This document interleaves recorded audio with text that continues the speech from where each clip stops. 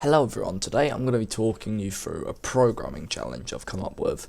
Now this will help develop your skills, your independent programming skills over the course of the next week, and I will release the answer next Saturday, next episode. I will show the answer and the full mark scheme for this question.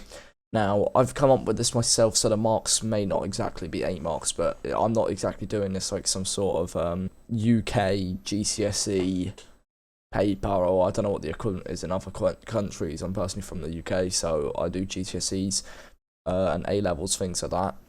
It's not exactly anything like that. I don't know. It's kind of just my own little mark scheme here, but still. So here's the question: program an algorithm for a restaurant that outputs a menu and asks the user for their choice out of the following: pizza, burger, sandwich, or fish. If they answer with any of these, output, thanks for selecting item. If they answer with something else, output, we don't have item, and tell them to try again. You must use at least one of each: while loop and an if statement. This question's worth roughly 8 marks. Now, this may sound quite confusing to some of you may be able to go off and do this. As I say, we'll go through it next Saturday. Now, if you think you can do it, stop the video now and go ahead. However, if you think you want a few extra hints, a bit of extra help, I will show you some help now. So if you don't want any extra hints or help, then please click off the video now. Okay, right. Now if we move down, the first hint: you will need a list of items. This will basically just be the menu.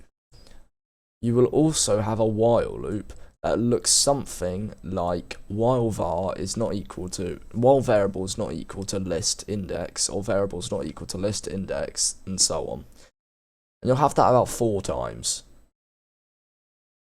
This will be similar for an if statement, so it'll be the same kind of layout: if var is not equal to list index, etc.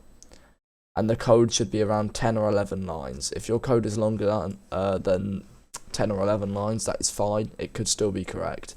It's just the shortest possible code I've managed to come up with is 10 to 11 lines. It depends on spaces and things, white lines. And yeah, now good luck, and we'll go through the answer in the next episode. So thanks for watching, and goodbye.